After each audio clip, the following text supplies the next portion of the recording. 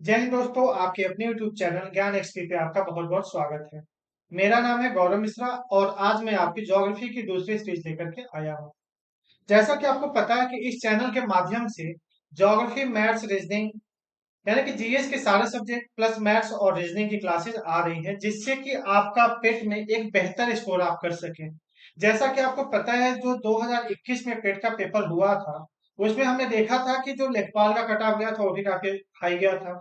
यदि इसके अलावा हम जो कुछ अच्छे पोस्ट जैसे लोअर पीसीएस, यूडीए, एडीए की जो वैकेंसी आई थी, उसमें 99.999 परसेंटाइल तक लिए गए थे, क्योंकि वहां पे जो मिनिमम मार्क्स था वो 86 मार्क्स था।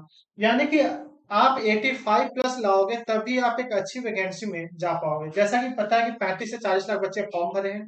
इसके लिए हमें बहुत ही अच्छा मार्क्स लाना होगा। इसके लिए हमें थोड़ा सा मेहनत करना होगा। इसीलिए ये चैनल जो है आपकी पेट में अच्छी तैयारी के लिए लास्ट के कुछ दिनों के लिए एक बेहतर सीरीज लेकर के आ रहा है, जिससे फायदा क्या हो कि आप यहाँ से क्वेश्चंस देख करके जाएं और बेहतर क्वेश्चन वहां पे करके आए। तो आइए शुरू करते हैं। हमारी ज्योग्राफी की जो सीरीज है, इसमें आज दूसरी सीरीज है ये। तो आते हैं, क्वेश्चन देखते हैं। पहला क्वेश्चन दिया हुआ है कि उस पड़ोसी राष्ट्र की पहचान करें जिसके साथ भारत अपनी सबसे लंबी सीमा साझा करता है। अब ये क्वेश्चन जो है कई बार पूछा जा चुका है। आप यदि प्रीवियस ईयर पेपर देखेंगे तो ये बहुत ही महत्वपूर्ण क्वेश्चन बनता है। क्या कह रहा है कि उस पड़ोसी राष्ट्र की पहचान करें। कौन से राष्ट्र? पड़ोसी राष्ट्र की, जिसके साथ भारत अपनी सबसे लंबी सीमा साझा करता है। यदि ऐसा जब भी बोला जाए तो आप एक बार ध्यान रखिएगा कि क्या पूछा गया है। सबसे लंबी पूछा गया है यहाँ पे। ऑप्शन है नेपाल, चीन, म्यांमार, बांग्लादेश। अगर ऐसे क्वेश्चन जब भी आपको करना हो तो पहले तो आपको ये मैप पे आपको पता होना चाहिए कि भारत के पड़ोसी देश है कौन कौन से। क्योंकि जब तक आपको ये नहीं पता रहेगा कि भारत के पड़ोसी देश कौन कौन से हैं, तब तक आप कैसे जान सकते हैं कि कौन सी सबसे लंबी सीमा है और कौन सी सबसे छोटी सीमा है। तो आइए इसीलिए देखते हैं, पहले हम मैप को देखते हैं। मैप देखेंगे, उसके बाद हम इस क्वेश्चन को सॉल्व करेंगे। जैसे ये रहा मैप। आप मैप पे देखिए तो भारत के जितने भी पड़ोसी देश हैं उसका मैप यहाँ बना हुआ है। तो आप देख रहे हैं, तो ये है हमारा प्यारा इंडिया। ये जो आप देख रहे हैं, इसके पड़ोसी देश की बात करें तो कौन कौन से हैं? पाकिस्तान, अफगानिस्तान, चाइना, नेपाल, भूटान, बांग्लादेश और म्यांमार, जिसको पहले बर्मा कहा जाता था। तो इतना तो पता चल गया कि भारत के कौन कौन से पड़ोसी देश है। लेकिन इसमें पूछा है कि सबसे लंबी सीमा साझा कौन करता है।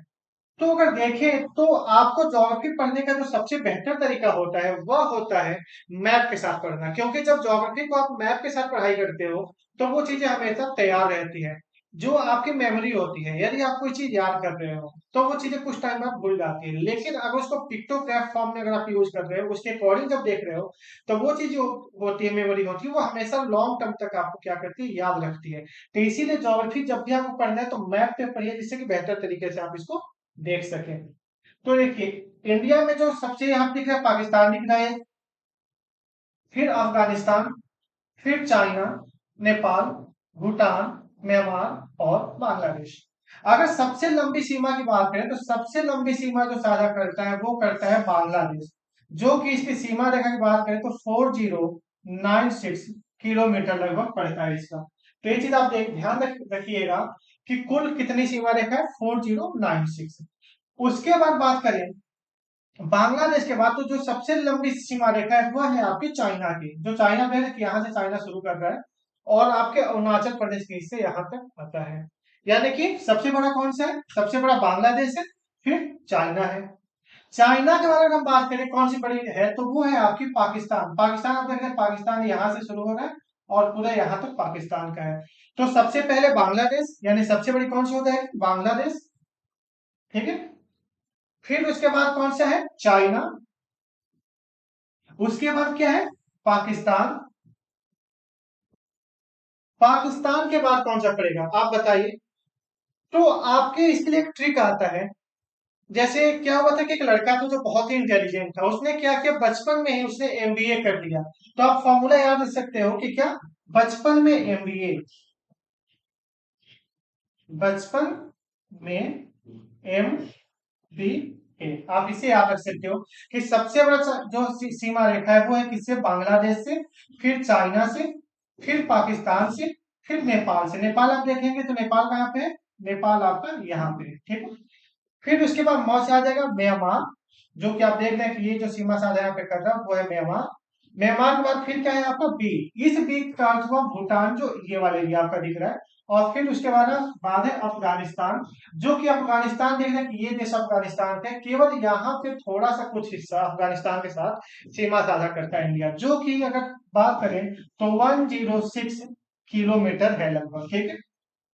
तो सबसे लंबी सीमा रेखा किसके साथ है, अब बांग्लादेश के साथ। और सबसे छोटी सीमा रेखा किसके साथ है, तो आपका है, सॉरी, ए से क्या हो जाएगा अफगानिस्तान, सबसे छोटी सीमा रेखा है अफगानिस्तान के साथ। तो ये चीज आप ध्यान रखिएगा। अब आप देखेंगे कि यहाँ पे कई सारे क्वेश्चन यहाँ से और पूछा जाता है कि भारत और पाकिस्तान के बीच में कौन सी बाउंड्री लाइन है। तो भारत और पाकिस्तान के बीच में जो सीमा रेखा है उसको हम रेड क्लिफ लाइन कहते हैं। कौन सा लाइन, रेड क्लिफ लाइन, ठीक है। तो आप इसको याद रखिएगा। कई बार क्वेश्चन में पूछा जा चुका है कि भारत और पाकिस्तान के बीच जो सीमा रेखा है उसका नाम क्या है, तो उसका नाम है रेड क्लिफ लाइन। और भारत और बांग्लादेश के बीच में भी पूछता है तो भारत और पाकिस्तान पूछे या फिर भारत और बांग्लादेश पूछे, तो बांग्लादेश के साथ भी जो सीमा रेखा है वह भी आपका रेड क्लिफ लाइन ही है। ऐसा क्यों है, क्योंकि जैसे हमें पता था कि 1947 से पहले जब तक भारत आजाद नहीं हुआ था तब तक भारत और पाकिस्तान एक में ही थे। आजादी के बाद जब पाकिस्तान अलग हुआ तो पाकिस्तान का एक हिस्सा तो ये रहा और एक हिस्सा आपका ये आया बांग्लादेश, जिसको हम पूर्वी पाकिस्तान के रूप में जानते थे। 1971 में, 1971 में ये पाकिस्तान से अलग होकर बांग्लादेश एक अलग राष्ट्र बना। लेकिन जो सीमा रेखा था पहले ही सर क्लिफ के द्वारा ये सीमा रेखा निर्धारित किया गया था, इसलिए इनके बीच में भी बांग्लादेश और भारत के बीच की भी जो सीमा रेखा है वह कौन सी है, रेड क्लिफ लाइन ही है, ठीक है। अगला क्वेश्चन फिर यहाँ पे पूछा जाता है कि भारत और चाइना के बीच में सीमा रेखा को किस नाम से जानते हैं। तो आप देखते हैं कि यहाँ पे एक अलग कलर से आपको लाइन दिख रहा होगा जो भारत और चाइना के बीच में है। तो भारत और चाइना के बीच की जो सीमा रेखा है उसको कहते हैं मैकमोहन लाइन। क्या कहते हैं इसको, मैक मोहन लाइन, ठीक है। तो भारत चाइना के बीच मैकमोहन लाइन, भारत पाकिस्तान के बीच रेड क्लिफ लाइन। अब एक और बचता है जहां से पूछा जाता है कि भारत और म्यांमार और भारत और अफगानिस्तान के बीच सीमा रेखा को क्या कहते हैं। तो जो भारत और अफगानिस्तान के बीच जो सीमा रेखा है, चूंकि आजादी से पहले भारत पाकिस्तान एक ही हुआ करते थे, तब अफगानिस्तान में जो लाइन खींची गई थी उसे हम कहते हैं डूरंड लाइन, जो कि अगर देश में देखें तो वह तो आपका पाकिस्तान और अफगानिस्तान के बीच में है, लेकिन जो 106 किलोमीटर की जो बाउंड्री शेयर करता है इंडिया के साथ, तो वहां पे भी डूरंड लाइन है। तो क्वेश्चन अगर पूछता है कि भारत और अफगानिस्तान के पास कौन सा सीमा रेखा है, तो वह कौन सा हो जाएगा, वह हो जाएगा डूरंड लाइन, ठीक है। तो क्वेश्चन हमारा क्या था, क्वेश्चन ये था कि भारत और, देखते हैं क्वेश्चन था कि उस पड़ोसी राष्ट्र की पहचान करें जिसके साथ भारत अपनी सबसे लंबी सीमा साझा करता है। तो ऑप्शन क्या हो जाएगा आपका, वो हो जाएगा बांग्लादेश। पहले बांग्लादेश नंबर 1 पे क्या है, बांग्लादेश है।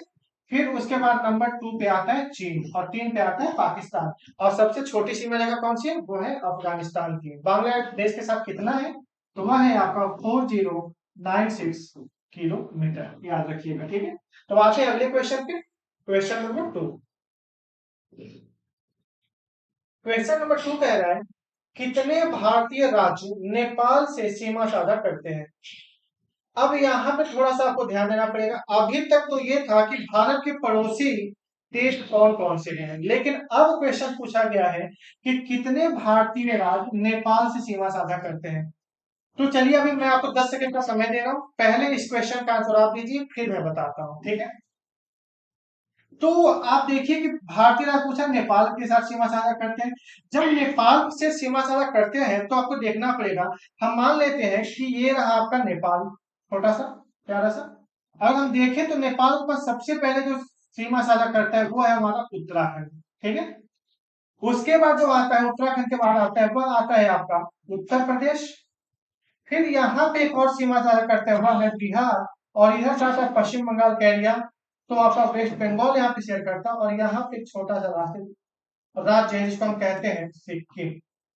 तो कुल कितने राज्य सीमा साझा करते हैं? 1, 2, 3, 4, 5। तो कुल 5 राज्य सीमा साझा करते हैं किसके साथ? नेपाल के साथ। तो ऑप्शन डी बिल्कुल सही है। आइए इसको हम मैप पे देखते हैं एक बार। जैसे ये मैप दिया हुआ है, आप देखिए कि ये है हमारा प्यारा इंडिया। अब इसको जब हम ध्यान से देखें तो देखें कि यहाँ पे हमारा ये है जो एरिया है वह है आपका नेपाल का एरिया। जैसा कि मैंने आपको एक छोटा सा मैप ड्रॉ किया था।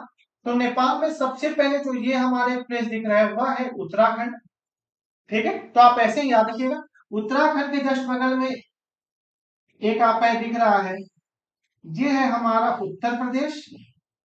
उत्तर प्रदेश के बगल में ये जो दिख रहा है ये है आपका बिहार। फिर आपका पश्चिम बंगाल का ये एरिया थोड़ा सा कवर करता है और फिर है आपका सिक्किम। तो आप इसको मैप पे देखिएगा। मैप पे यार कैसे होता है इसके अगर बारे में बात करें तो आप हमेशा सोने से पहले कोशिश क्या करो, 5 से 10 मिनट तक आप मैप देखो। केवल ऐसे मैप नहीं देखना है, आपको कोशिश करना है कि टारगेट लेना है कि यार मेरे को इस राज्य के आसपास की सीमावर्ती राज्य कौन से हैं इसको मुझे जानना है।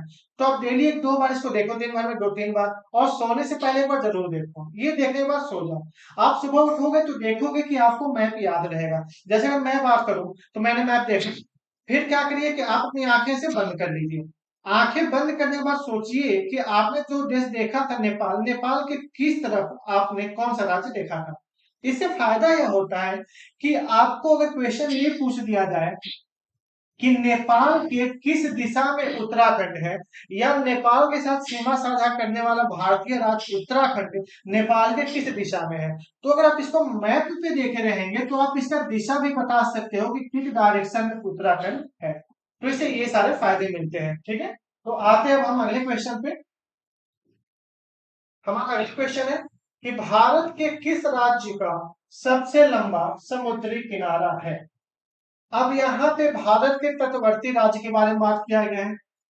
अब यहाँ पे समुद्री किनारा पूछा गया है। जैसा कि पता है कि जो प्रायद्वीपीय भारत है, जो दक्षिणी भारत है, केवल वही है, उसी के पास के राज्य है जो जिसके पास समुद्री सीमा है। बाकी सभी राज्य के पास समुद्री सीमा नहीं है।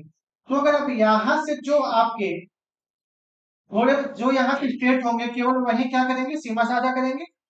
तो अगर बात करते हैं कि सबसे लंबा समुद्री किनारा किसका है, तो वह किसका है? आपका ऑप्शन डी गुजरात। जो आपका ये एरिया दिख रहा है गुजरात का, सबसे लंबी सीमा रेखा इसी के पास है, गुजरात के पास ही। आइए इसको मैप पे देखते हैं। आप इस टाइम स्क्रीन शॉट ले सकते हैं क्वेश्चन का, जिससे कि आपको बाद में रिवीजन करने के लिए बेहतर आपको मौका मिल सके। ठीक है, आइए देखते हैं। ये रहा हमारा मैप। क्वेश्चन क्या पूछा गया था कि कौन से तटवर्ती राज्य हैं जिनके पास समुद्री सीमा है।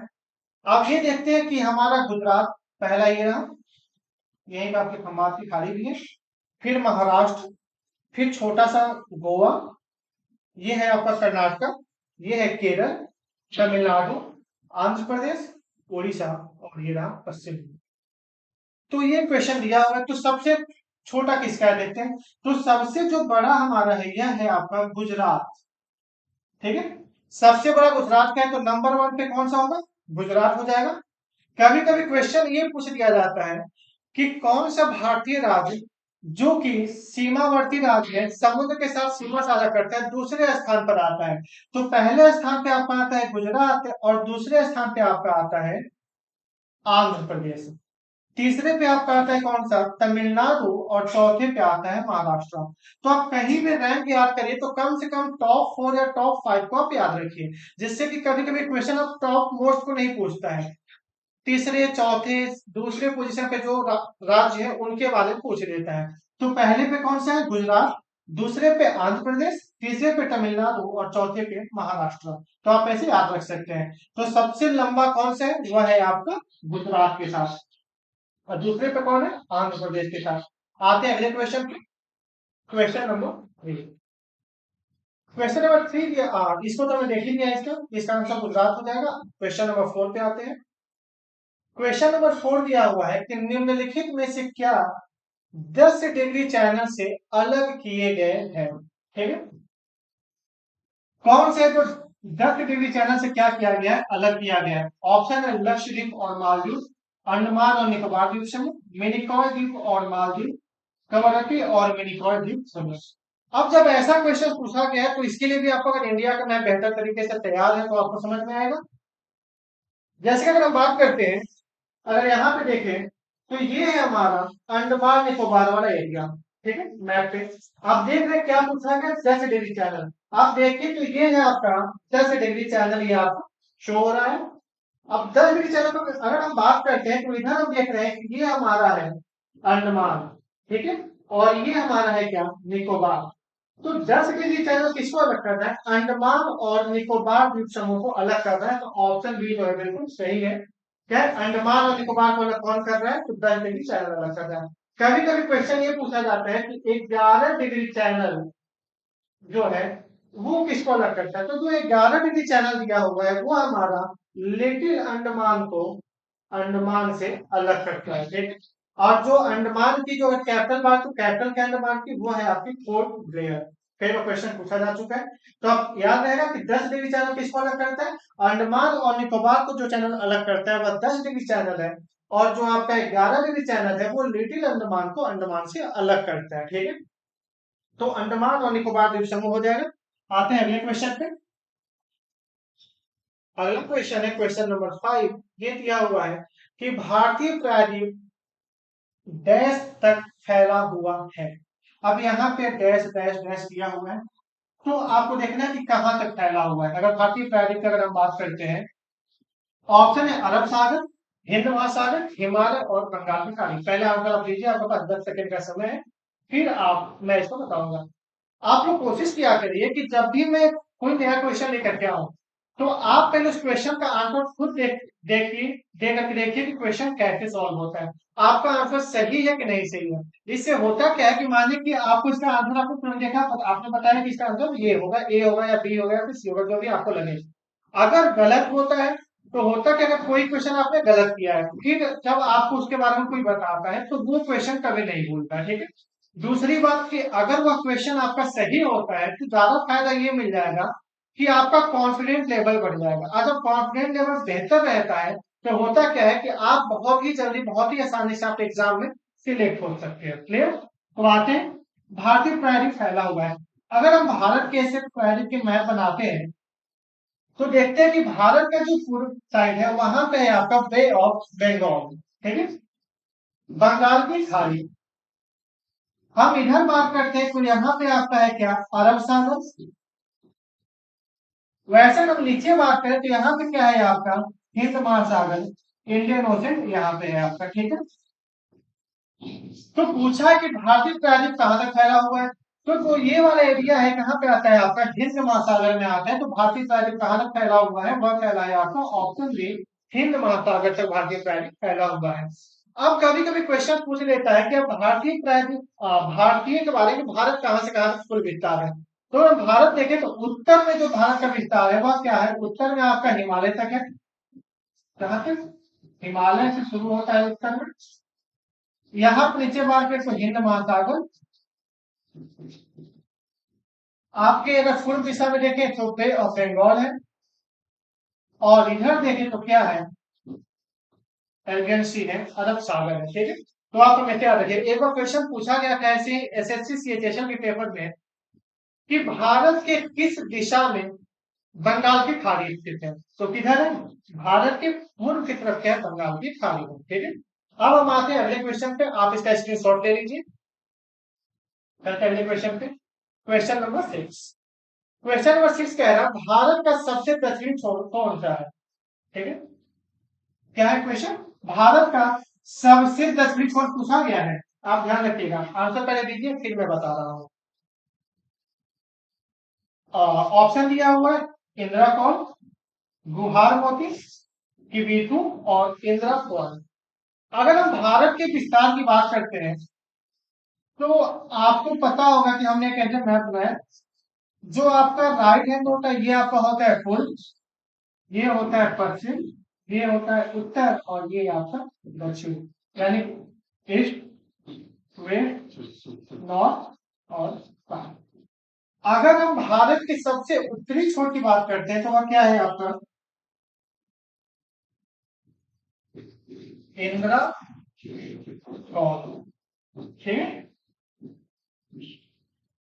अगर हम इसके सबसे दक्षिणी छोर की बात करते हैं तो क्या है आपका इंदिरा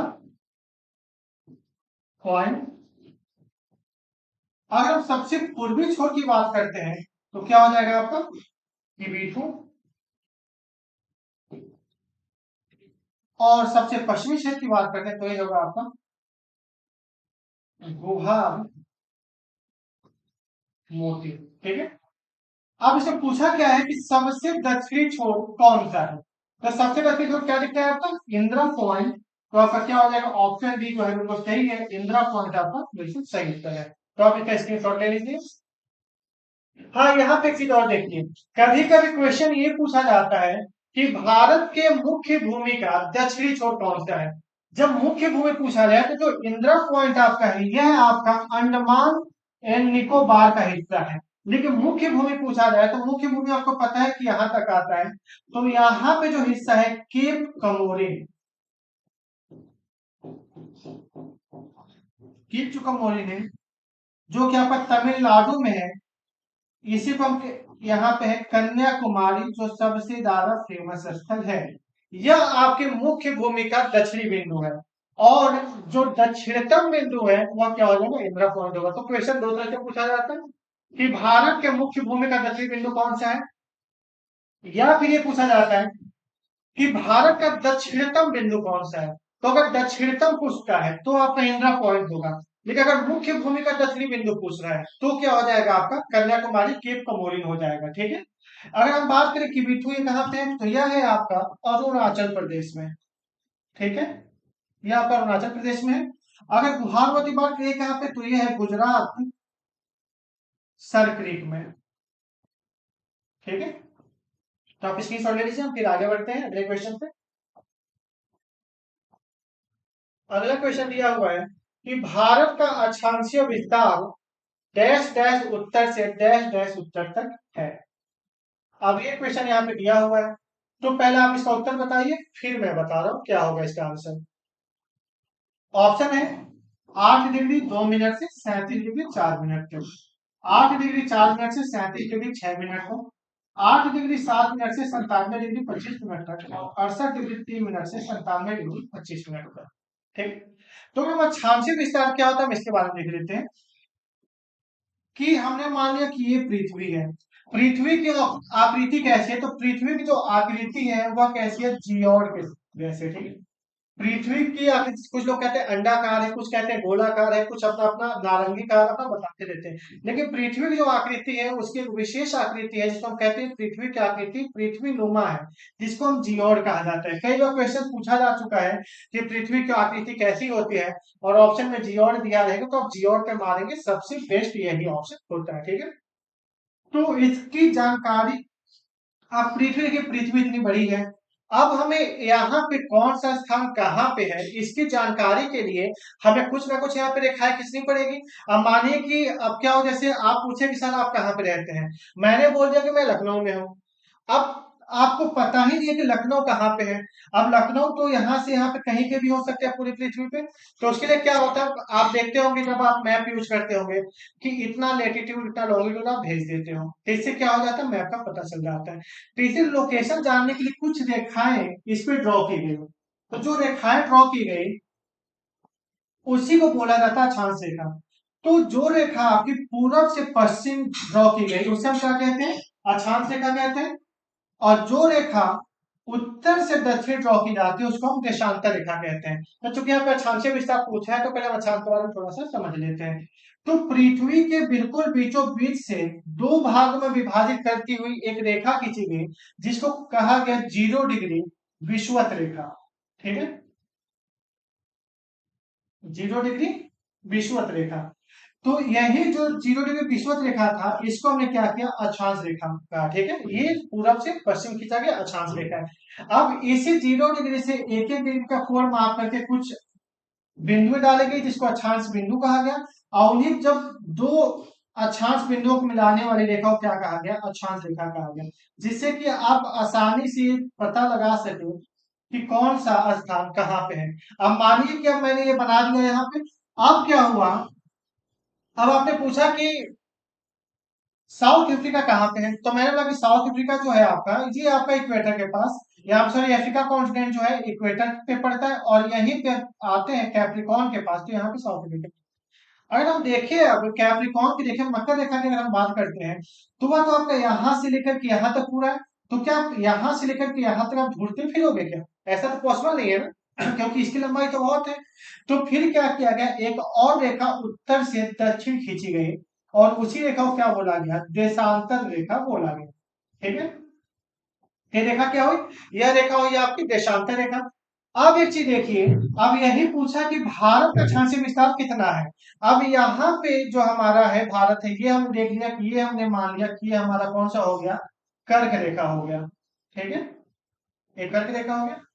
तो यहाँ पे भारत हमारा है, तो पूछा गया कि भारत का क्षांशीय विस्तार कितना है। तो अगर भारत का क्षांशीय विस्तार की बात करें तो कहाँ कितना है आपका, 8 डिग्री 4 मिनट से 37 डिग्री 6 मिनट तक क्या है अक्षांशीय विस्तार भारत का है। तो ऑप्शन बी बिल्कुल सही है, यानी कि यहां से लेकर के सॉरी, ये जो है 8 डिग्री 4 मिनट से 37 डिग्री 6 मिनट तक क्या है आपका अक्षांशीय विस्तार है। अब क्वेश्चन कभी कभी ये पूछा जाता है कि भारत का देशांतरीय विस्तार कितना है। अगर देशांतरीय विस्तार पूछा जाए यानी कि यहां से यहां पे विस्तार कितना है, आप ये भी याद रखिएगा 37 डिग्री 6 मिनट ये उत्तरी है, क्योंकि हम इक्वेटर के उत्तर में है। अगर हम इक्वेटर के उत्तर में रहते हैं, नॉर्थ में रहते हैं, तो उसको हम क्या कहते हैं, नॉर्थ कहते हैं। इक्वेटर के साउथ में होते हैं तो वो डिग्री साउथ में आती है। तो हमारा 37 डिग्री 6 मिनट क्या होगा, नॉर्थ होगा। तो यहाँ पे आप ध्यान रखिएगा, कभी कभी ऑप्शन में साउथ भी दे देता है, तो साउथ में हम नहीं है, नॉर्थ बोला आपने। ठीक है, तो साउथ नॉर्थ बिल्कुल सही है। अभी आपसे ऑप्शन ये पूछा जा रहा है कि देशांतरीय विस्तार कितना है। तो अगर हम देशांतरीय विस्तार की बात करें तो देशांतरीय विस्तार जो है वो है 68 डिग्री 7 मिनट से 97 डिग्री 25 मिनट तक। ठीक है, तो यह भी आप याद रखिएगा, क्वेश्चन ये भी पूछा जाता है कि देशांतरीय विस्तार कितना है, तो 68 डिग्री 7 मिनट से 97 डिग्री 25 मिनट तक। लेकिन यहाँ पे भी याद रखिएगा कि जो ये 0 डिग्री हमने देखा देशांतर रेखा खींचा है, इसके इधर जो होता है वह होता है ईस्ट, इसके इधर जो होता है वो होता है वेस्ट, यानी कि ये पूरब और ये पश्चिम। तो चूंकि भारत जो है जीरो के इधर है ना, तो ये क्या हो जाएगा, पूर्वी हो जाएगा, ये हमारा हो जाएगा ईस्ट। तो कई बार क्वेश्चन में एसएससी सीजन में भी क्वेश्चन पूछा गया था, तो वहां पे कंफ्यूज करने के लिए ईस्ट और वेस्ट दोनों दिया था। तो आपको किसमें मारना है, आपको मारना है ईस्ट पे। तो ये आपका आंसर क्या सही हो जाएगा, ऑप्शन बी ये सही आंसर है। ठीक है, आप इसका स्क्रीनशॉट ले लीजिए क्योंकि बहुत ही महत्वपूर्ण क्वेश्चन है। अब हम आते हैं अगले क्वेश्चन पे। तो जो अगला क्वेश्चन हमारा है क्वेश्चन नंबर 8, वह दिया हुआ है आपका, प्रायद्वीप भारत का दक्षिणी छोर कन्याकुमारी स्थित है। अब यहाँ पे जो मैं अभी आपको एक्सप्लेन कर रहा था वहीं से उसी से रिलेटेड क्वेश्चन दिया हुआ है कि प्रायद्वीपीय भारत का जो दक्षिणी छोर है जहां पे कन्याकुमारी स्थित है वह कहाँ पे है, कर्क रेखा के उत्तर में, भूमध्य रेखा के दक्षिण में, मकर रेखा के दक्षिण में और भूमध्य रेखा के उत्तर में। तो हमने ये बना लिया पृथ्वी। ठीक है, इसके बिल्कुल बीचों बीच हमने बनाया एक रेखा है, इसको हमने बोला 0 डिग्री। यह क्या है आपका भूमध्य रेखा। इसको भूमध्य रेखा क्यों बोला गया, क्योंकि बिल्कुल पृथ्वी के बीचों बीच है। इसी को बोला जाता है इक्वेटर। ठीक है, तो कई बार क्वेश्चन इक्वेटर रहता है, और इसी का एक और नाम है जिसे हम कहते हैं विषुवत रेखा। ठीक है, इसके उत्तर में एक रेखा खींची गई 23.5 डिग्री नॉर्थ, जिसको हम कहते हैं कर्क रेखा, ट्रॉपिक ऑफ कैंसर। 0 डिग्री के नीचे पैरेलल एक रेखा खींची गई जिसको कहते हैं 23.5 डिग्री साउथ, जिसे हम कहते हैं मकर रेखा, ट्रॉपिक ऑफ कैप्रिकॉर्न। ठीक है, फिर इसके ऊपर भी एक रेखा खींची गई जिसको हम कहते हैं 66.5 डिग्री नॉर्थ, और इसे हम कहते हैं 66.5 डिग्री साउथ। जो नॉर्थ है यहाँ पे कौन सी प्लेट है, आर्कटिक प्लेट है, आर्कटिक सर्कल है। और यहाँ पे कौन सा है, एंटार्क्टिक सर्कल है, एंटार्क्टिक सर्कल। ठीक है, अब 23.5 66.5 इसको ही क्यों माना जाता है, इसका जब मैं फाउंडेशन क्लासेस जब हम लेना शुरू करेंगे इस चैनल के माध्यम से, तब बताएंगे कि इसको 30 डिग्री क्यों नहीं माना गया। या फिर 24 डिग्री क्यों नहीं माना गया, क्यों इसको 23.5 ही माना गया है, क्यों इसको 66.5 ही माना गया है? यह जो है पृथ्वी और जो हमारा सूर्य है इससे रिलेटेड कुछ कॉन्सेप्ट है, इसकी बात हम बाद में करेंगे क्योंकि टाइम यहाँ पे बहुत कम मिलता है। और ये है आपका 0 डिग्री देशांतर रेखा, ठीक है।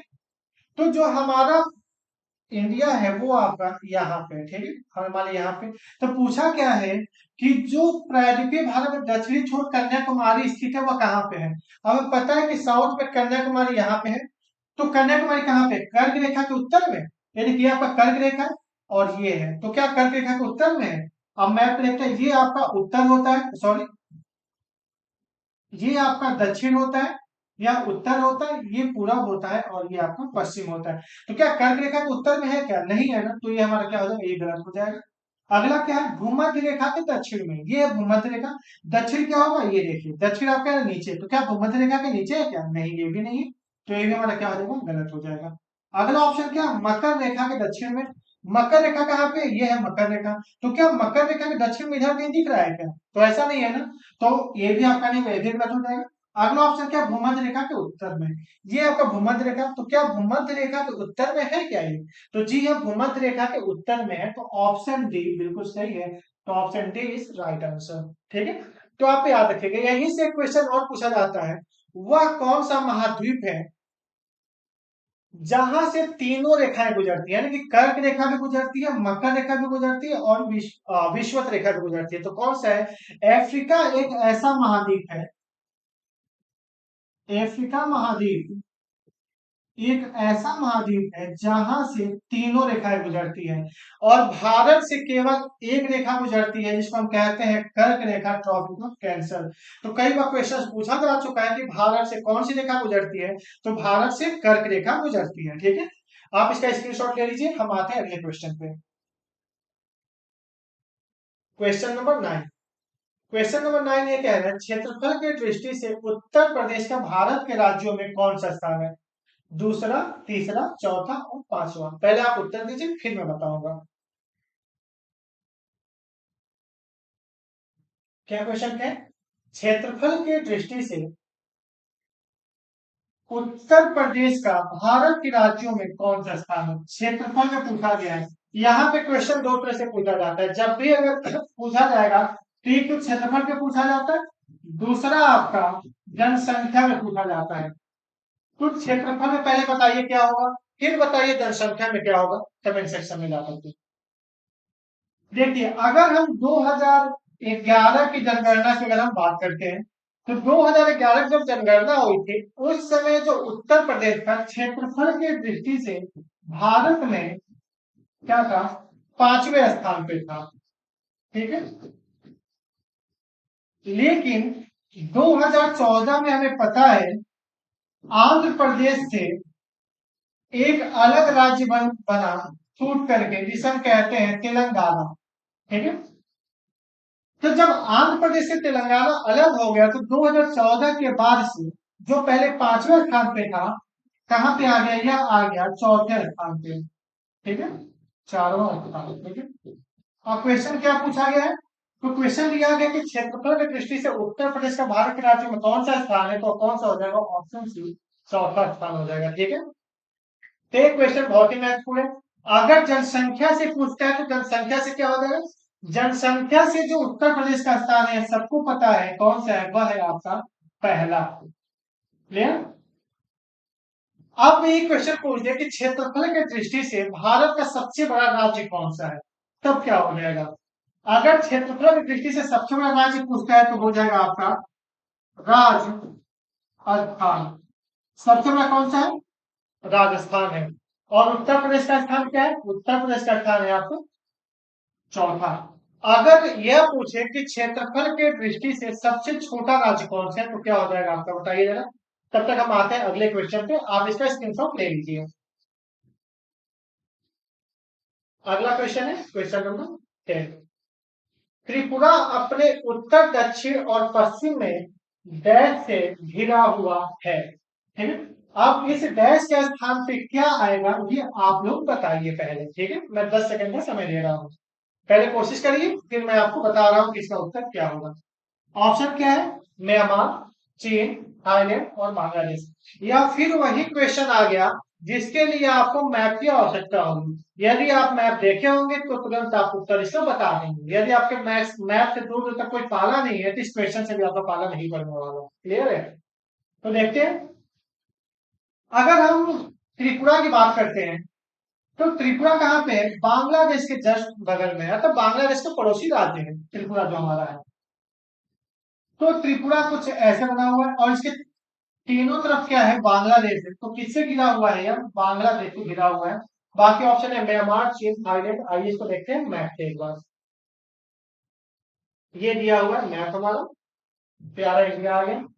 अब यहाँ पे दिया हुआ है, क्या क्वेश्चन था कि त्रिपुरा कहाँ से, किस देश से घिरा हुआ है?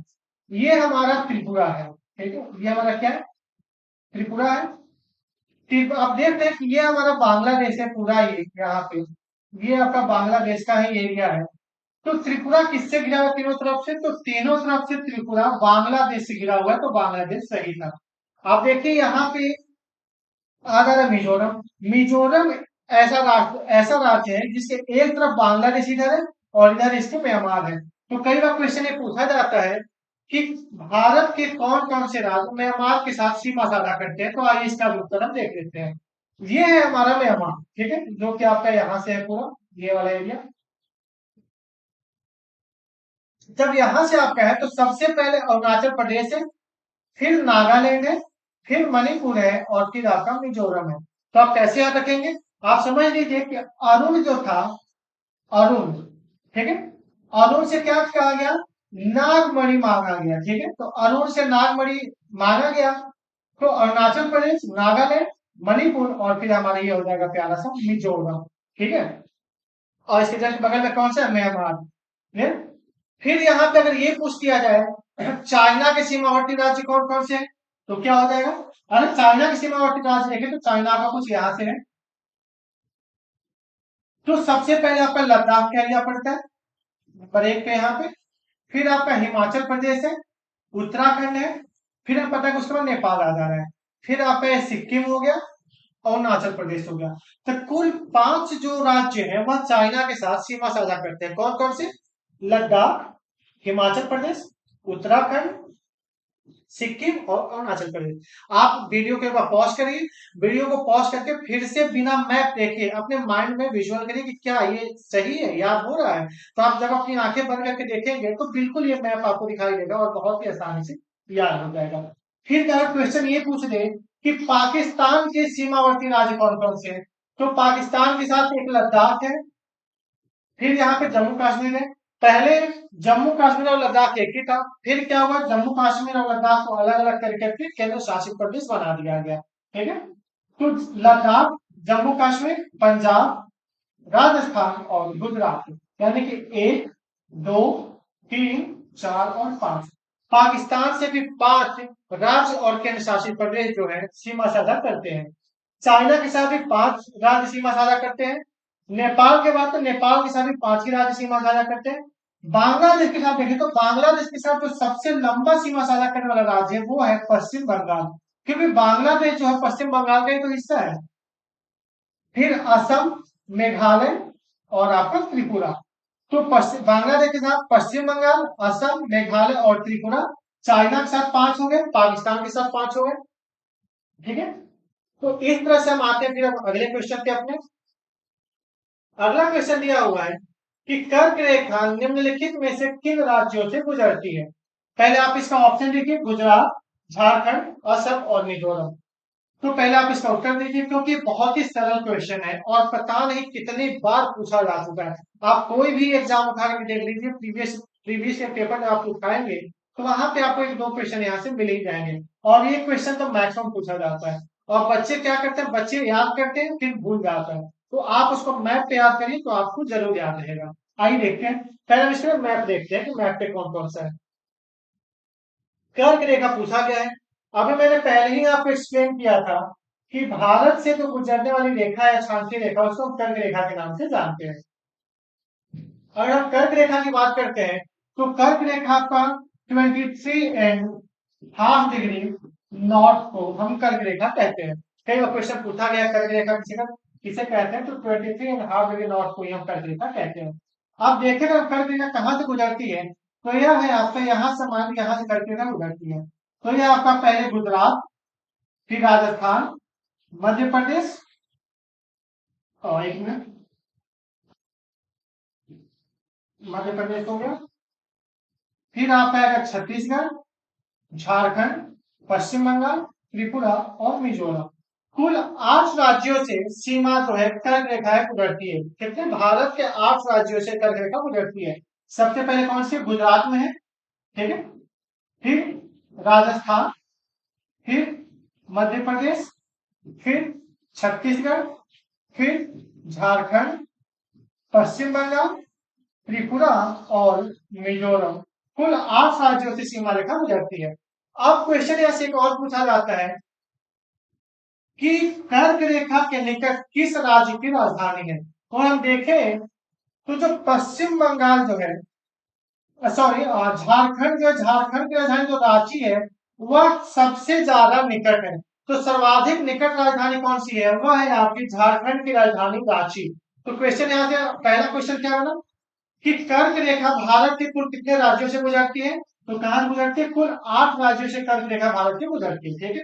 अगला क्या पूछा जाता है कि किस किस राज्य से गुजरती है, तो गुजरात, राजस्थान, मध्य प्रदेश, छत्तीसगढ़, झारखंड, पश्चिम बंगाल, त्रिपुरा और मिजोरम।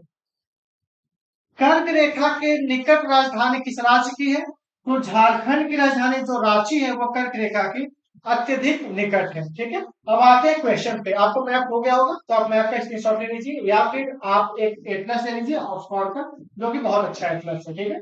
अब आते हैं क्वेश्चन पे। क्वेश्चन क्या कह रहा है? सॉरी, क्वेश्चन आपका है ये, नीचे है क्वेश्चन, ठीक।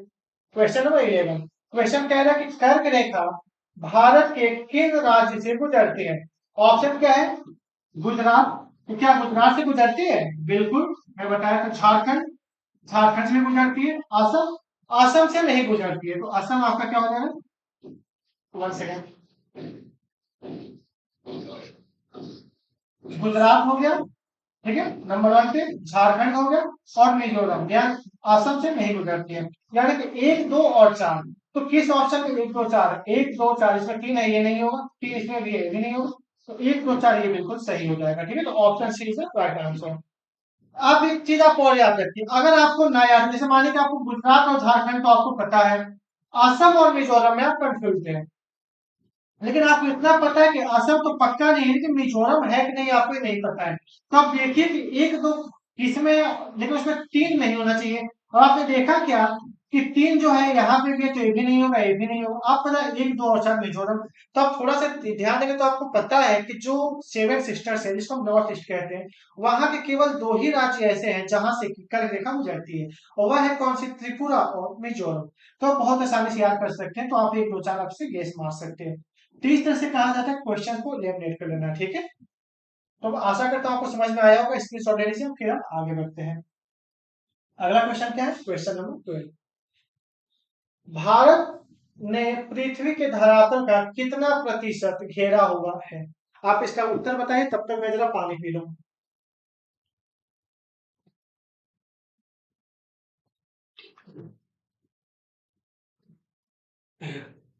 क्या था? भारत ने पृथ्वी के धरातल का कितना प्रतिशत घेरा हुआ है? यहाँ पे प्रतिशत पूछा हुआ है। ऑप्शन है 3.4%, 4.4, 5.4 और 2.4। अगर हम पृथ्वी के भारत के कुल क्षेत्रफल की अगर हम बात करते हैं, क्षेत्रफल कितना है? 32,87,263 वर्ग किलोमीटर, ठीक है। भारत का कुल क्षेत्रफल 32,87,263 वर्ग किलोमीटर है। कई बार क्वेश्चन पूछा जा चुका है, तो आप इसको याद रखिएगा।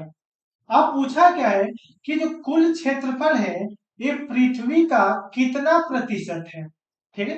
तो अगर भारत की बात करते हैं, तो भारत जो है विश्व के 2.4% हिस्सा कवर करता है। तो ऑप्शन डी बिल्कुल सही है, 2.4%।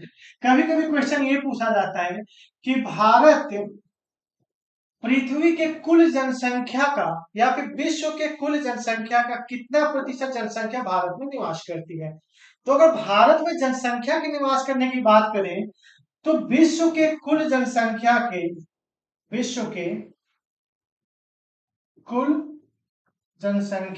का 17%, ठीक है, भारत में निवास करती है। अब सोचिए कि केवल हमारे पास भूमि है विश्व का 2.4%, लेकिन जनसंख्या है 17%। तो कैसे काम चलेगा? हमारे पास तो अब कहते हैं कि भारत इतना तेजी विकास नहीं कर रहा है। भैया पहले जो ये विकास हो रहा है 17% जो इस है और लगातार विकास हो ही रहा है, पहले इस विकास को हमें कम करना पड़ेगा ना। अर्थात जो बच्चों की संख्या लगातार बढ़ती जा रही है, जो यहाँ पे बर्थ रेट बहुत ज्यादा है, बर्थ रेट हमें कम करना होगा। अब बर्थ रेट जब हम कम करेंगे तभी तो हमें विकास का अवसर मिलेगा, क्योंकि जो हमारी पृथ्वी जो हमारा भारत है उस पे जब थोड़ा सा कम पड़ेगा, लोड कम पड़ेगा जनसंख्या का, तभी तो आप भारत की कुल जनसंख्या देखें तो 1.25 करोड़ की, सॉरी 1.25 अरब की जनसंख्या लगभग है।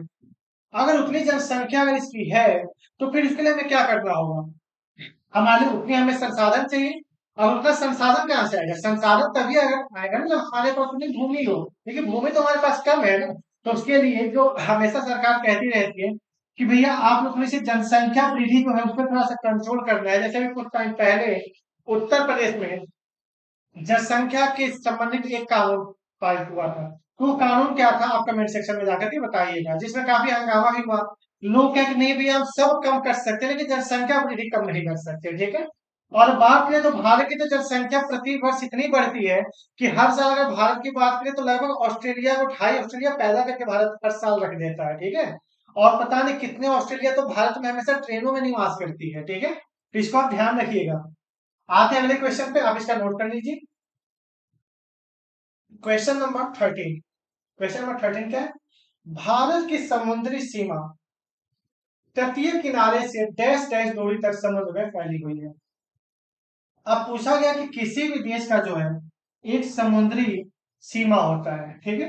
1982 में संयुक्त राष्ट्र का एक सम्मेलन हुआ था, उसमें कुछ कानून बनाए गए थे। उस कानून के तहत सभी देशों के लिए एक सीमा रेखा तय किया गया, ठीक है।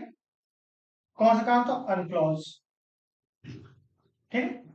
इसके तहत क्या बनाया गया? एक सीमा रेखा तैयार किया गया। इसमें यह बोला गया कि जो तटीय क्षेत्र है, कटे फटे चुके हैं, पता है तटीय क्षेत्र होते हैं, तो उनको मिलाकर के एक रेखा खींचा जाता है जिसको बोला जाता है आधार रेखा, ठीक है। उसे क्या बोलते हैं? उसे बोलते हैं आधार रेखा। आधार रेखा से कुछ दूरी तक का हिस्सा माना गया। जैसे ये माना था कि आधार रेखा से 12 नॉटिकल माइल, 12 इधर बना लेता हूं।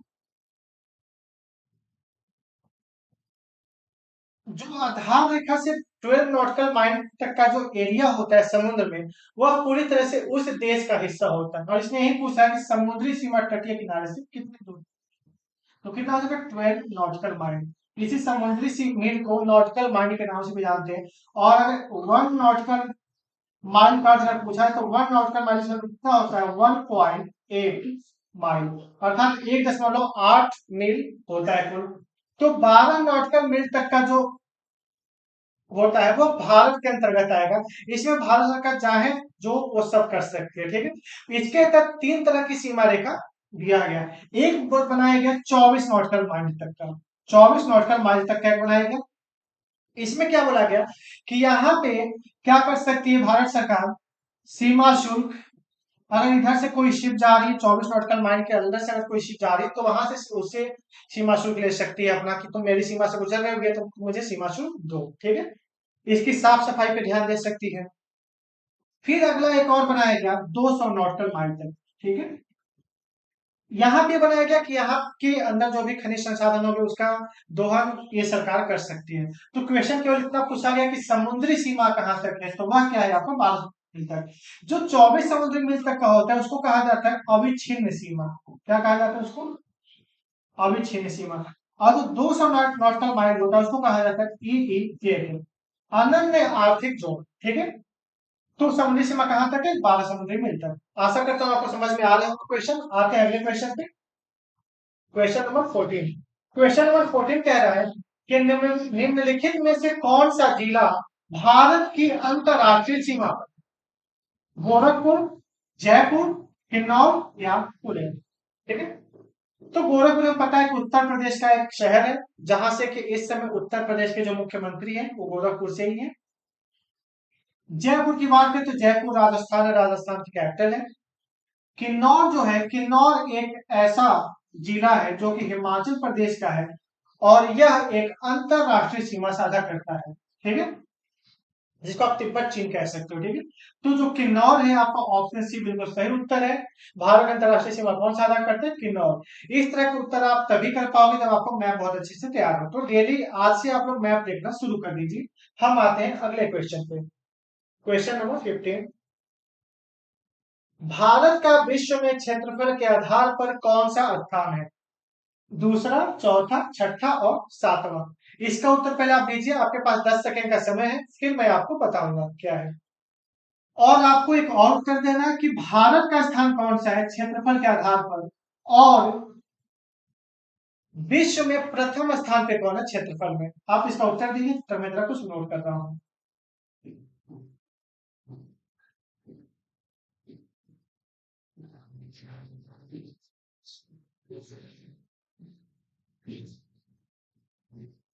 हो गया, आइए देखते हैं क्या कि भारत का विश्व में क्षेत्रफल के आधार पर कौन सा स्थान है।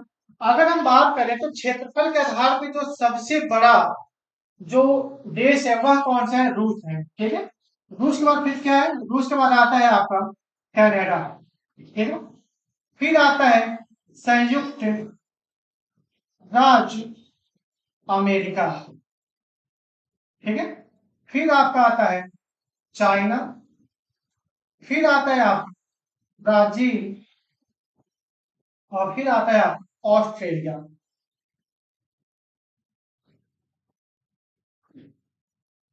ठीक है, तो देखें यहाँ पे सबसे पहले कौन? रूस है, फिर कनाडा है, फिर संयुक्त राज्य अमेरिका, फिर चीन, फिर ब्राजील और फिर ऑस्ट्रेलिया, और फिर इसके बाद आता है हमारा इंडिया। ठीक है, भारत। तो कौन सा स्थान हो जाएगा? 1, 2, 3, 4, 5, 6, 7। तो क्या स्थान हो जाएगा? सातवां स्थान हो जाएगा। तो आप इसको याद करिएगा, कई बार क्वेश्चन पूछा जाता है। आप कैसे इसको याद कर सकते हैं? याद कर सकते हैं कि एक आरसी नाम की लड़की थी, उसने अपने पापा से बोला कि पापा मेरे रूम में एसी लगवा दीजिए। तो पापा ने क्या बोला? ठीक है बेटा, पहले तुम बीए फर्स्ट डिवीजन से पास कर लो, फिर हम क्या करेंगे, तुम्हारे रूम में एसी लगवा देंगे। क्या था? आरसी नाम की एक लड़की थी, उसने अपने पापा से बोला पापा मेरे रूम में आप एसी लगवा दीजिए। तो पापा ने क्या बोला? बेटा तुम बीए को फर्स्ट डिवीजन से पास कर लो तो मैं तुम्हारे रूम में एसी लगवा दूंगा। तो आरसी से क्या हो जाएगा? आर से हो जाएगा रूस, सी से हो जाएगा कनाडा, ए से हो जाएगा संयुक्त राज्य अमेरिका, सी से हो जाएगा चीन, बी से हो जाएगा ब्राजील, ए से हो जाएगा ऑस्ट्रेलिया और आई से हो जाएगा हमारा इंडिया।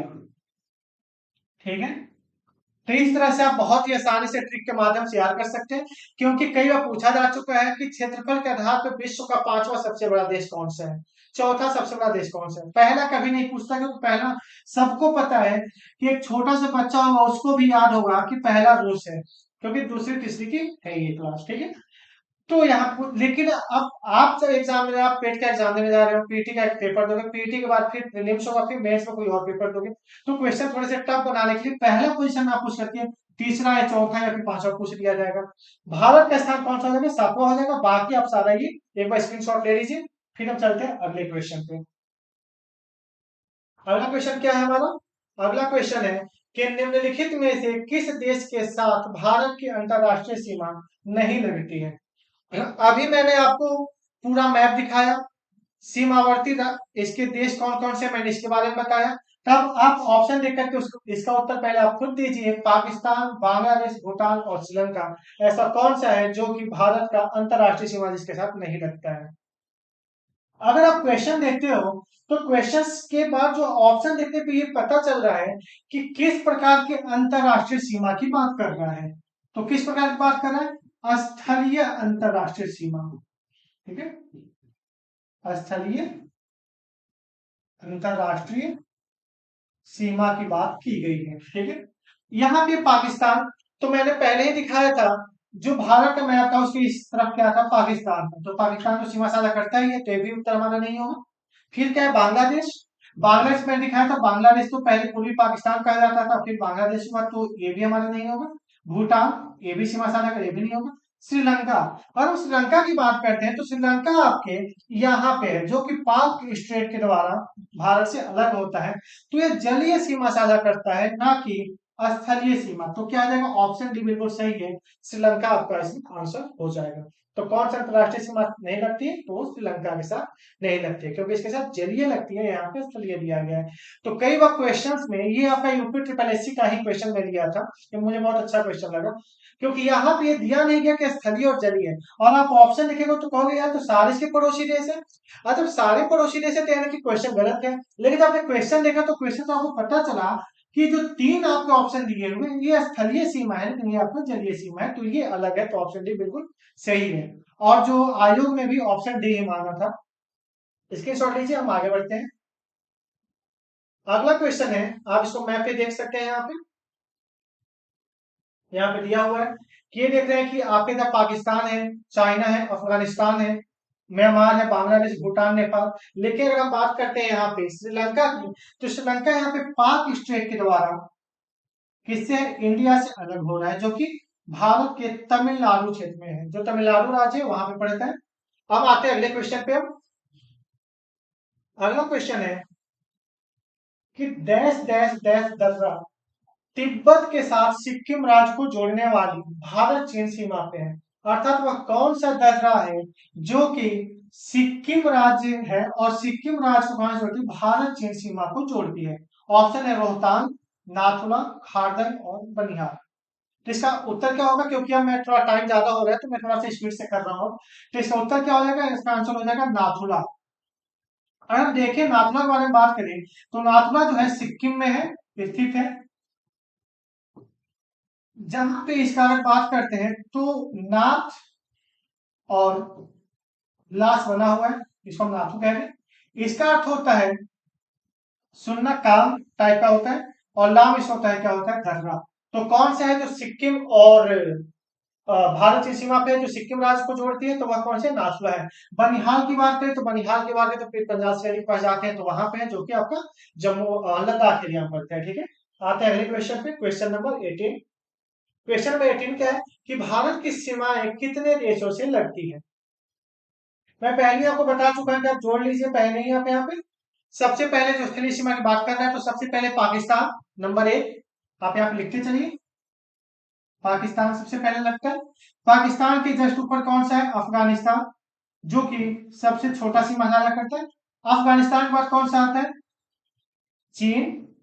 फिर क्या आता है, नेपाल। नेपाल के बाद क्या आएगा आपका, भूटान।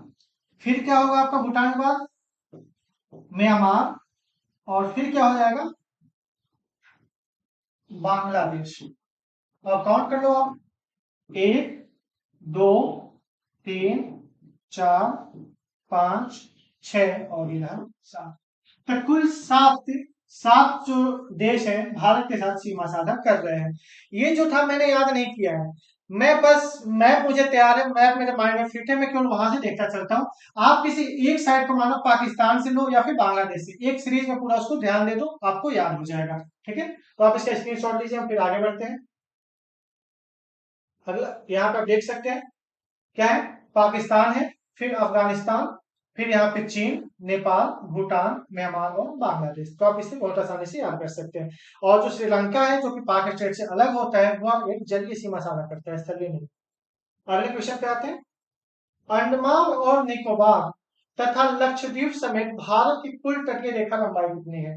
अब यहाँ पे जो क्वेश्चन पूछा गया है, केवल तटीय रेखा की लंबाई पूछी गई है, कुल नहीं पूछा गया। तो आपको ध्यान देना है कि तटीय रेखा पूछा गया है, कि स्थलीय सीमा का पूछा गया है, कि टोटल पूछा गया है। ठीक है, तो आप ये चीज आपको ध्यान देना होगा। तो यहाँ पे केवल तटीय रेखा का पूछा गया है, लेकिन अंडमान और निकोबार को भी जोड़कर, यानी कि यहाँ पे जो द्वीप है वो भी होने चाहिए, और जो भारत के जो मेन लैंड से कनेक्टेड है वो भी होना चाहिए। ठीक है, तो हम देखें 6500 किलोमीटर, 4200 किलोमीटर, 7500 किलोमीटर और 9200 किलोमीटर। तो हम भारत की सीमा की बात करते हैं, तटीय सीमा की, जिसमें आपका द्वीप भी जुड़े रहे हैं, तो वह है आपका 7516 किलोमीटर। और यदि हम स्थलीय सीमा की बात करते हैं तो यह आपका है कुल 15200 किलोमीटर। तो आप दोनों याद रखिएगा, यह जो है आपका तटीय है और यह आपका क्या है, स्थलीय है। ठीक है, तो आप दोनों ध्यान रखिएगा, 15200 किलोमीटर स्थलीय है और 7516 किलोमीटर तटीय है। तो तटीय पूछा गया तो ऑप्शन देखें तो यहाँ पे क्या है, 7500, तो 7516 है, लेकिन इसका जो नियर आंसर है, नियर अबाउट 7500 है, तो ऑप्शन सी बिल्कुल सही हो जाएगा। ठीक है, आप एक क्वेश्चन आपको बताना है जो कि कमेंट सेक्शन में जाकर के आप बताएंगे कि अगर हम अंडमान निकोबार तथा लक्षद्वीप समूह को बाहर कर दें फिर कुल कितने किलोमीटर की तटीय रेखा पड़ती है। ठीक, और केवल द्वीप को बात करें तो द्वीप कितने हैं। द्वीप क्या होता है अगर बात करें तो द्वीप का अर्थ होता है कि वह पृथ्वी का स्थल खंड जो चारों तरफ से जल से घिरा हुआ क्षेत्र होता है, उसी को हम क्या कहते हैं, द्वीप कहते हैं। और जब वही स्थल खंड एक विशाल स्थल खंड होता है तो उसको हम क्या कह देते हैं, महाद्वीप कह देते हैं। ठीक है, तो क्या होता है द्वीप और क्या होता है महाद्वीप, आपको समझ में आ गया। आप इसका स्क्रीनशॉट ले लीजिए, हम आते हैं अगले क्वेश्चन पे। क्वेश्चन नंबर 20, क्षेत्रफल की दृष्टि से भारत का निम्न में से कौन सा राज्य सबसे छोटा है। पहले आप आंसर दीजिए फिर मैं बताऊंगा। क्लियर, क्या पूछा है कि भारत का कौन सा राज्य सबसे छोटा है, सबसे छोटा बताना है लेकिन क्षेत्रफल की दृष्टि से। क्लियर, मिजोरम, मेघालय, गोवा और सिक्किम। तो कौन सा जगह सबसे छोटा। अगर हम सबसे छोटा राज्य की बात करते हैं क्षेत्रफल की दृष्टि से, तो सबसे छोटा हमारा कौन सा है, गोवा है। ठीक है, तो आपका ऑप्शन सी बिल्कुल सही है। लेकिन अगर क्षेत्रफल में सबसे बड़ा कहें तो कौन सा हो जाएगा, राजाओं का स्थान राजस्थान। ठीक, अगर जनसंख्या में सबसे छोटा पूछिए तो कौन सा हो जाएगा, सिक्किम। क्या ये जनसंख्या में सबसे छोटा। और अगर जनसंख्या में सबसे बड़ा पूछे तो कौन सा हो जाएगा, तब हो जाएगा हमारा उत्तर प्रदेश। जहां के लोगों को कुछ और आए या ना आए, लेकिन ये बहुत अच्छे से आता है कैसे जनसंख्या वृद्धि करना है। ठीक है, आप इसका स्क्रीनशॉट ले लीजिए, हम आते हैं अगले क्वेश्चन पे। क्वेश्चन नंबर 21, भारत और श्रीलंका को अलग करने वाली जलराशि कौन सी है। इसको भारत और श्रीलंका को अलग करने वाली जलराशि कौन सी है। अभी मैंने बताया था कि भारत का एक जो था ये आपका साउथ पार्ट हो गया, यहाँ पे आपका क्या है, श्रीलंका है, और यहाँ पे एक चैनल पड़ता है जिसको हम कहते हैं पाक स्ट्रेट। तो कौन अलग करता है, जो पाक स्ट्रेट है वो भारत और श्रीलंका को अलग करता है। ठीक है, और यहाँ पे एक चीज और कह सकते हो कि बे ऑफ बंगाल और अरब सागर को ये जोड़ता भी है। ठीक है, 10 degree channel, 8 degree channel, great channel क्या, मैं पहले ही आपको बता चुका हूं जब हम अंडमान निकोबार की बात कर रहे थे, तो इसके बारे में मैं पहले एक्सप्लेन दे चुका हूं। ठीक है, तो आते हैं अगले क्वेश्चन। क्वेश्चन नंबर 22, भारत की स्थलीय सीमा की लंबाई कितनी है। पहले आप इसका उत्तर बताइए क्योंकि मैं ऑलरेडी इसका एक्सप्लेन कर चुका हूं कि भारत की स्थलीय सीमा की लंबाई कितनी है, 13,400 किलोमीटर, 11,600 किलोमीटर, 9,800 किलोमीटर और 15,200 किलोमीटर। अभी मैंने बताया कि भारत की जो जलीय सीमा है वो कितना है, 7,516 किलोमीटर है, और स्थलीय सीमा है कितनी है, 15,200। तो कौन सा उत्तर सही हो जाएगा, 15,200 किलोमीटर बिल्कुल सही है। अगर टोटल पूछ दे तो आप दोनों को जोड़ दीजिए, जो उत्तर आएगा वो टोटल हो जाएगा। ठीक है, आते हैं अगले क्वेश्चन पे। 23 नंबर क्वेश्चन, कि निम्नलिखित कथनों पर विचार करिए। भारत दुनिया का छठा सबसे बड़ा देश है। अब जब भी अगर ऐसे क्वेश्चन आए जहां पे कथन दिया गया हो और उसके बाद फिर नीचे ऑप्शन दिया हो, तो ऐसे कथन को आपको बहुत ही ध्यान से पढ़ना पड़ता है। क्या दिया है कि जो भारत है दुनिया का छठा सबसे बड़ा देश है। क्या सही है क्या ये, अभी मैं थोड़ी देर पहले बताया था कि जो भारत है दुनिया का 7वां सबसे बड़ा देश है, तो छठा है क्या, सही है, नहीं ये बिल्कुल गलत है। तो पहला गलत है। या 8 डिग्री 4 मिनट और 37 डिग्री 6 मिनट उत्तरी अक्षांश। आप जरूर ध्यान दीजिएगा कि उत्तरी अक्षांश लिखा है कि दक्षिणी अक्षांश लिखा है, क्योंकि भारत जो है उत्तरी अक्षांश में आता है। क्लियर, और 68 डिग्री 7 मिनट से 97 डिग्री 25 मिनट पूर्वी देशांतर। ये भी आपको ध्यान रखना है क्योंकि भारत पूर्वी देशांतर में आता है, पश्चिम में नहीं, तो पूर्वी देशांतर होना चाहिए के बीच फैला हुआ है। तो बिल्कुल सही है। भारत का जो विस्तार है 8 डिग्री 4 मिनट से 37 डिग्री 6 मिनट तक, 68 डिग्री 7 मिनट से 97 डिग्री 25 मिनट तक फैला हुआ है, तो दूसरा सही है। थर्ड क्या कह रहा है, भारत उत्तरी गोलार्ध में स्थित है। जब यह उत्तरी अक्षांश है मतलब कि उत्तरी गोलार्ध में स्थित है तभी तो, यानी कि उत्तरी गोलार्ध में भारत है, ये भी बिल्कुल सही है। तो क्या करें कि ऊपर दिए गए कथन में से कौन सा सही है बताना है, कौन सा सही है आपको ये बताना है। तो सेकेंड और थर्ड बिल्कुल सही है, यानी कि ऑप्शन भी आपका सही हो जाएगा। तो ये जो क्वेश्चन मैंने इसलिए लिया क्योंकि इस क्वेश्चन के माध्यम से आपको फिर से जो मैंने पहले बता चुका है और आपका रिवाइज हो जाएगा, जिससे आपको बेहतर तरीके से आपका क्या हो जाएगा, तैयार हो जाएगा। आते हैं अगले क्वेश्चन पे। Question number 24। आप स्क्रीनशॉट लेते चलिए, इसलिए मैं थोड़ा सा आपको 5 से 10 सेकंड का टाइम भी दे रहा हूँ। अगला क्वेश्चन क्या कह रहा है कि निम्नलिखित कथनों पर विचार करें। भारत अपना मानक समय 82 डिग्री 30 मिनट ईस्ट पूर्वी के मध्य काल से लेता है। यह ग्रीनविच मीन टाइम से 5.5 घंटा आगे है। ऊपर दिए गए कथनों में से कौन सा सही है। आप पहले इसका उत्तर बताइए, फिर मैं आपको बता रहा हूँ क्योंकि बहुत ही सरल क्वेश्चन है ये। ये 82 ईस्ट का अर्थ क्या हुआ, मैंने अभी आपको बताया था कि अक्षांश और देशांतर रेखा खींचा गया। जैसे अक्षांश रेखा से स्थानों को हम लोकेट करते हैं, वैसे ही देशांतर रेखा से समय और तिथि का निर्धारण किया जाता है। जैसे जो समय के लिए माना गया है वह 0 डिग्री रेखा को, समय के लिए 0 डिग्री देशांतर रेखा को समय के लिए निर्धारित किया जाता है। समय यही से निर्धारित होता है, जो कि कहां से गुजरता है, लंदन के ग्रीनविच वेधशाला से गुजरता है, और वहीं से एक समय का प्रारंभ माना जाता है। अगर हम मान लेते हैं कि यहाँ पे 12 बज रहा है, ठीक है, तो जो भारत है, तो भारत, चूंकि आपको पता है कि भारत का कुल विस्तार देखें तो लगभग 30 डिग्री उत्तर दक्षिण और 30 डिग्री ही पूरा पश्चिम विस्तार है, ठीक है। अगर हम इसको कैलकुलेट करेंगे तो कैसे मिनट को बताते हो मैं आपको फाउंडेशन क्लास में बताऊंगा, यहाँ पे मैं आपको डायरेक्ट बता दे रहा हूँ, ठीक है। तो भारत में जो मानक समय रेखा माना गया है वो 82.5 डिग्री पूर्व को माना गया है। हम यहाँ पे देख लेते हैं, ये हुआ आपका 82.5 डिग्री पूर्व। तो 82.5 डिग्री पूर्व को भारत का मानक समय रेखा माना गया है, जो कि 0 डिग्री से 5.5 घंटा क्या है, आगे है। जब आप मोबाइल चलाते होंगे तो मोबाइल में आप देखते होंगे कि जीएमटी सेट करने को आता होता है, जिसको हम कहते हैं ग्रीनविच मीन टाइम। आप सेट करते हो ना जीएमटी, जीएमटी। वो जीएमटी इसलिए सेट किया जाता है, आपको दिखाता है जीएमटी में कोलकाता न्यू दिल्ली दिखाता है आपसे ऐसे। तो क्या होता है, आप दिखाता है जीएमटी 7+530, ठीक है, यानी कि 5.5 घंटा आगे है। ये क्यों होता है इसके बारे में देखते हैं, ठीक है। तो पहले क्या कह रहा है कि 82.5 डिग्री पे है, तो ये बिल्कुल सही है। अगला क्या कह रहा है कि ग्रीन विच मीन टाइम से 5.5 घंटा आगे, तो ये भी सही है। तो पहला और दूसरा दोनों सही है, यानी कि ऑप्शन बी आपका सही उत्तर हो जाएगा, ठीक है। क्वेश्चन ये पूछा जाता है कि 82.5 डिग्री है, तो भारत में कहां से गुजरती है, मिर्जापुर, ठीक है।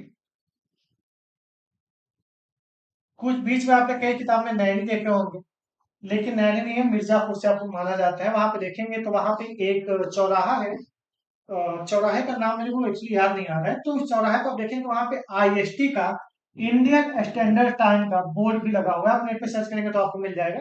तो वहां पे मिर्जापुर से माना जाता है, क्लियर। तो आपका ऑप्शन आएगा मिर्जापुर, तो मिर्जापुर ही करिएगा, क्लियर। आप इसका स्क्रीनशॉट लीजिए, हम बढ़ते हैं आगे।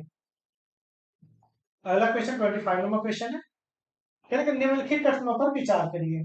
क्या है कि असम की सीमा सॉरी असम की सीमा भूटान और बांग्लादेश से लगती है, ठीक है। पश्चिम बंगाल की सीमा भूटान और नेपाल से लगती है।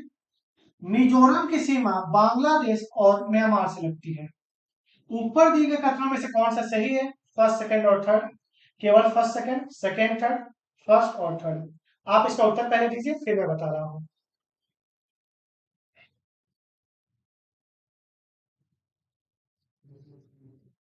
ठीक है। देखते हैं, असम की सीमा के बारे में दिया गया है। तो जब मैप आप देखोगे तो देखोगे कि असम की जो सीमा है, असम बिल्कुल बीचों बीच ऐसा है, ठीक है, मान लेते हैं असम। तो यहाँ से भूटान टच करता है और यहाँ से आपका बांग्लादेश को भी कवर करता है, तो बिल्कुल सही, भूटान और बांग्लादेश दोनों से इसकी सीमा लगती है।